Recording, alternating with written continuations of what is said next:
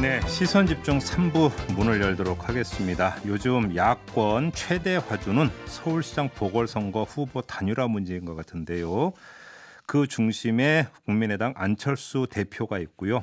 국민의힘 또 한쪽에 있는데 양자의 관계가 약간 묘한 변화의 조짐을 보이고 있는 것 같아서 이분 연결해서 입장 자세히 들어보는 시간 가져보겠습니다. 이태규 국민의당 의원 전화로 만나보겠습니다. 나와 계시죠? 네, 안녕하십니까? 네, 안녕하세요. 일단 좀 그냥 대별을 하면 이전에는 국민의힘 인사들이 안철수 대표에게 상당히 그러니까 흔히 하는 표현으로 러브콜을 많이 보냈는데 네. 월요일에 김종인 비대위원장이 비대위 회의에서 이른바 대노했다라고 하는 소식이 전해진 이후에 좀 네. 각을 세우는 발언들이 좀 많이 나오더라고요. 어떻게 읽고 계세요, 이 흐름을? 글쎄, 그거는 조금 우려스러운 부분인데요. 네. 같은 야권 내에서 굳이 각을 세울 발언들을 할 이유는 없다 이렇게 생각이 드는데 네. 그럼에도 불구하고 저희들한테 연락이 오거나 내부적으로 판단하는 부분에서 여전히 안철수 대표에 대한 호감과 관심을 갖고 있는 그 내부 분위기는 그대로 있습니다. 물밑에서는 계속 러브콜을 보내고 있다는 말씀이십니까? 안 대표가 후보가 되는 것이 가장 경쟁력이 높다. 이렇게 판단하시는 이제 국민의힘의 의원들이 많이 계시는 거죠. 그래요? 연락이 많이 옵니까, 그러면 진짜로? 비공개적으로 이렇게 직간접적으로 다 연락이 옵니다. 그 연락을 하는 주체가 그러면 예비 후보군입니까? 아니면 그냥 국민의힘 소속 의원들입니까? 의원들도 계시고요. 또 전직 의원님들도 계시고, 또 원외 당협위원장 하셨던 분들도 계시고, 많은 분들이 어쨌든 안철수 대표를 잘 되기를 바란다. 그리고 안철수 대표로 단일화가 되는 것이 사실 가장 경쟁력이 있는 거 아니냐. 이런 이제 격려와 성원의 말씀들을 많이 해주시는 거죠. 그래요? 그럼 예를 들어서 지금 정진석 국민의힘 공천관리위원장은 뭐라고 이야기를 했냐면 안철수 대표는 자기가 중도 지지층을 독점하는 양 이야기하는데 천만의 말씀이다. 중도 대이동의 첫 번째 귀착지는 국민의힘이다. 이렇게 주장을 했는데 이건 어떻게 받아들이십니까? 존경하는 정진석 의원님은 원래 이제 당대당 통합하자고 하셨는데, 그러면 이제 김종인 위원장이 그거 안 된다 그러니까 아마 그 비대위원장의 입장을 이제 존중하시는 그런 상황인 것 같고요. 일단 정 의원님 말씀대로 안철수 대표가 중도를 독점한다 이런 이야기를 한 적이 없고요. 다만 이 서울시장 선거 승리를 위해서는 중도층, 중간지대 그리고 이 정권에 등을 돌리고 있는 합리적 진보층까지 포용할 수 있어야 된다. 이런 이제 중요성을 말씀드렸던 거고요. 그래서 그건 좀 바로잡을 필요가 있다. 이런 말씀을 좀 드리겠습니다. 그러면 나경원 전 의원 같은 경우는 출마 선언을 어제 했는데 이런 또 대목이 있습니다. 중요한 정치 변곡점마다 결국 이 정권에 도움을 준 사람이 어떻게 야권을 대표할 수 있단 말이냐 이러면서 안철수 대표를 지목을 했는데 이건 어떻게 받아들이세요? 저는 일단 나 전 의원의 그런 인식과 자세는 전혀 문제 해결에 아무런 도움이 안 되는 저는 정치 행태라고 보고요. 솔직히 제1야당이 몰라서 정권 빼앗기고 연전연패한 거 아닙니까? 거기에 대한 반성이 먼저 해야 되고요. 그러면 본인도 지난 총선에서 떨어졌잖아요. 왜 떨어진 일부터 반성부터 해야 본인이 나갈 답이 보이고 또 첫 출마 해견을 네거티브로 시작하면 그거는 오히려 시민들이 보실 적에 자신감의 결여로 비추어질 수 있거든요. 저는 그래서 그냥 나 후보님이 운동화 신고 열심히 뛰겠다고 하셨으니까 거기에 걸맞는 비전과 정치 행태를 보여주는 게 서울 시민에 대한 예의고 또 그렇게 해야 인정받을 수 있다 이렇게 생각하고 있습니다. 그런데 지금 제가 예를 들어서 정진석, 나경원 두 분의 어떤 그 말씀만 인용을 했지만 이 두 분 외에도 다른 분들도 안철수 대표를 지금 공격하는 발언을 계속 쏟아내고 있거든요. 이게 지금 뭐냐면 야권 후보 단일화에 오히려 그게 이 먹구름이 들이오는 징조 아니냐 이렇게 해석할 여지도 있는 것 같은데 그렇게 안 보십니까? 제가 볼 적에는 이 신경전이라고 보여지는데요. 그럼에도 불구하고 합리적인 근거에 기반해서 비판하고 이런 건 얼마든지 수용하고 거기서 토론하고 이렇게 가는 것이 저는 바람직한 정치의 모습이라고 생각이 들지만 이것이 근거 없는 비방이나 이 네거티브 정치로 흘러가면 저는 이것은 이제 야권 전체 지지층의 어떤 그 실망을 갖고 오고 피로도를 높여주는 저는 아주 잘못된 행동이라고 보여지거든요. 지금 사회적께서 잘 아시겠지만 지난 수년 동안 야당이 계속해서 전국 단위 선거에서 다 연전 연패를 해왔습니다. 그런데 최초로 지금 이제 서울시장하고 부산시장 보궐선거에서 야당이 이길 수 있는 모처럼만의 어떤 그 긍정적인 선거 환경이 조성되고 있거든요. 그럼 이런 쪽에서 야당이 그러면 단결해가지고 이거를 이겨낼 수 있는 그런 긍정적인 모습을 야권 전체 지지층한테 보여드리는 것이 정치적인 도리이지 네. 여기서 밖으로 싸움하는 모습을 보여준다거나 근거 없는 비방을 일삼는다거나 이러면 저는 지금 문재인 정권에 실망해서 등을 돌렸던 그 야권 지지층들도 결코 다시 야당을 지지하려고 하다가도 저는 그분들이 다시 등을 돌릴까 봐 사실 그것이 굉장히 걱정됩니다. 그럼 이런 안철수 대표에 대한 공격이 근거 없는 비방이 야권 지지층의 분열로까지 이어질 수 있다고 우려하시는 겁니까? 저는 여기서 멈춰야 된다고 생각을 합니다. 예, 그렇기 때문에 오늘 안 대표님도 다시 그 본인의 그 야권 후보 단일화된 진정성에 대해서 말씀을 좀 드릴 거고요. 오늘이요? 저도 저도 이따 오전에 이런 그 네거티브 정치를 좀 중단해 달라는 그런 그 호소를 제1야당한테 드리는 기자회견을 하려고 합니다. 그래요? 그럼 오늘 안철수 대표는 어떤 입장을 밝힌다라는 건가요? 좀 구체적으로 말씀해 주시면. 그거는 이제 본인이 말씀하시는 부분을 이제 좀 가다듬고 계시지만 네. 지난번에 그 서울시장 보선 출마 선언한 배경이 있습니다. 네. 그래서 이 서울시장 선거를 지면 정권 교체도 물 건너간다는 그런 절박감 속에서 본인이 말씀을 하셨고 또 그렇기 위해서는 후보 단일화가 반드시 이루어져야 된다. 네. 이런 본인의 어떤 그 진정성 이 부분을 다시 한번 조금 국민들께 말씀을 드리는 그러한 시간을 아마 오늘 오전에 좀 가지실 걸로 그렇게 좀 알고 있습니다. 그러면 이건 어떻게 받아들이세요? 김종인 비대위원장은 3자 구도로 가도 국민의힘 후보가 이길 수 있다 이렇게 그 주장을 하지 않았습니까? 이건 어떻게 받아들이세요?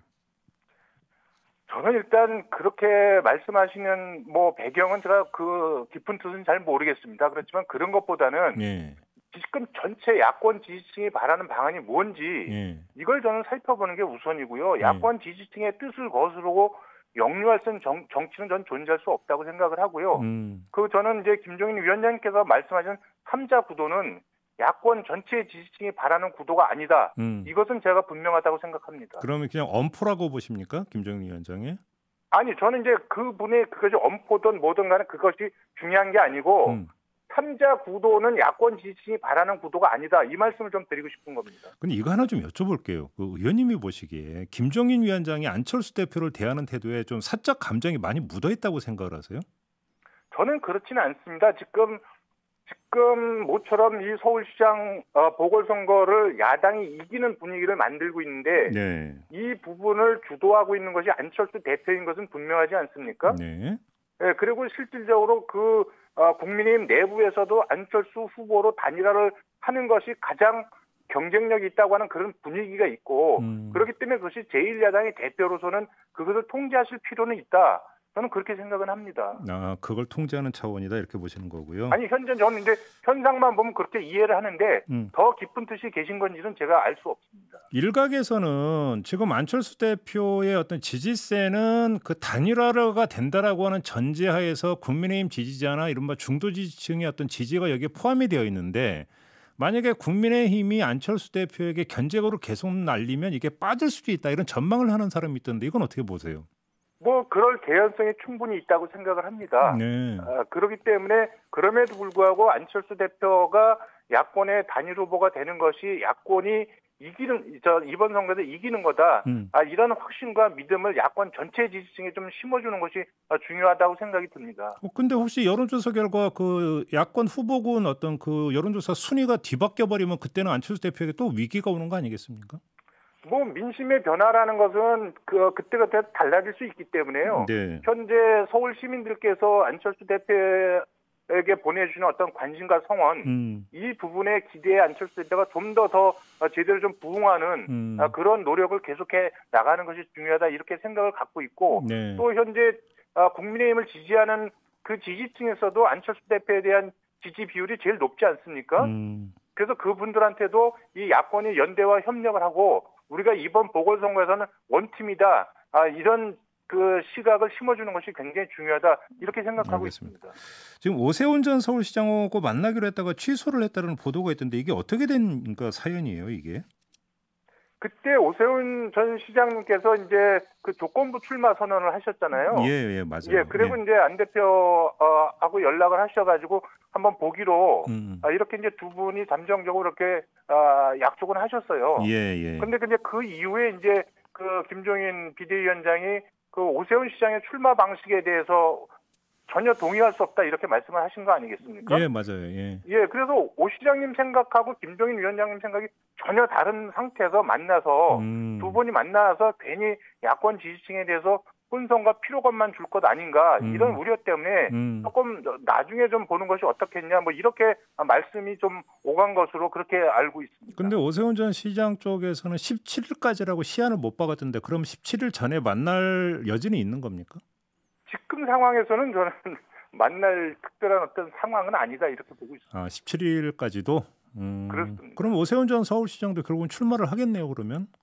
그거는 저는 이제 오 시장님이 그게 안 되면 출마하신다고 그랬으면 출마를 하시겠죠. 그렇지만 그거와 관계없이 사실 이제 후보 단일화를 위한 오 전 시장님의 고민은 저희들은 높이 평가한다고 평가합니다. 알겠습니다. 그럼에도 불구하고 개인의 출마 여부는 오롯이 그거는 이제 오 전 시장 개인이 결정할 문제지 여기에 대해서 안 대표가 답을 줄 수 있는 입장은 아니다. 이런 말씀을 드리겠습니다. 본인이 알아서 판단해서 결정해라 이런 말씀이시네요. 그렇습니다. 자, 그 안철수 대표의 국민의힘 입당, 더 나아가서 국민의힘과 국민의당의 합당 이건 없는 겁니까? 확실히? 그 부분도 저는 전체 야권 지지층의 뜻이 뭔지 한번 물어보는 과정이 저는 있어야 된다고 보고요. 어떤 반이든지. 예. 그런데 뭐 다짜고짜 그냥 입당 아니면 아무것도 없다. 또 양자택일하라. 이렇게 하는 것은 제가 볼 때는 정치상에 맞지 않는다는 말씀을 좀 지적해 드리고 싶고요. 네. 이게 같은 야당이지만 공당의 대표가 탈당하고 다른 당에 들어가서 경선한다는 게 이게 현실적으로 가능한 이야기겠습니까? 그러게요. 저는 이것이 맞는 건지 정말 서울 시민들께 한번 여쭤보고 싶습니다. 합당은요, 그러면? 합당 카드는 있잖아요. 합당은 저희가 말을 할 필요가 없습니다. 왜냐하면 합당은 있을 수 없는 일이라고 김종인 위원장이 분명히 얘기를 했기 때문에 거기 있지도 않는 얘기에 대해서 저희가 왈가불가할 이유는 없습니다. 그러면 입당도 합당도 결국은 현실적인 시나리오는 아니면 단일화를 할 수 있는 유일한 방법은 국민의힘의 후보가 결정이 된 다음에 안철수 대표하고 단일화 협상을 하든 뭐든 해갖고 막판 단일화하는 거 이거 말고는 방법이 없겠네요. 그러면? 일단 저는 시민들이 가장 선호하는 방식을 찾아서 시민들의 공감을 얻는 것이 저는 중요하다고 생각이 들고요. 솔직히 말씀드리면 현재 지지율대로라면 안 대표가 국민의힘에 입당해서 원샷 경선하면 무조건 후보가 되게 돼 있습니다. 그런데 실제로 그것보다 중요한 것은 시민들이 바라는 방식이 뭔지 이걸 먼저 찾아내는 것이 중요하고요. 그렇기 때문에 당장 눈앞에 이익을 쫓는 정치보다는 원칙 있는 정치가 후보 단일화 과정에서 굉장히 중요하다. 그래야 전체 야권 지지층의 지지를 다 견인해낼 수 있다. 저는 이렇게 생각을 하고 있습니다. 의원님이 한번 그 차타공인 전력통이시잖아요. 그러면 시민이 원하는 단일화 방식이 뭐라고 생각하세요? 저는 이제 그것도 한번 시민들한테 한번 여쭤볼 필요가 있다 이렇게 생각이 들고요. 그리고 이것이 이제 조금 구체적으로 들어가면 굉장히 좀 복잡하지 않겠습니까? 지금 100% 시민 경선이다. 100% 시민 경선을 이렇게 말씀하시는데 시민 경선은 이건 무조건 안철수 대표를 위한 것이다. 이렇게 이야기를 할 수 있습니다. 그렇지만 100% 시민 경선도 사실 표본 수 또 표본도 전체 표본으로 할지 야당 지지층과 무당층으로만 할지 또 이것도 또 적합도로 할지 경쟁력으로 할지 여기에 따라서 엄청난 관점의 차이가 발생할 수 있습니다.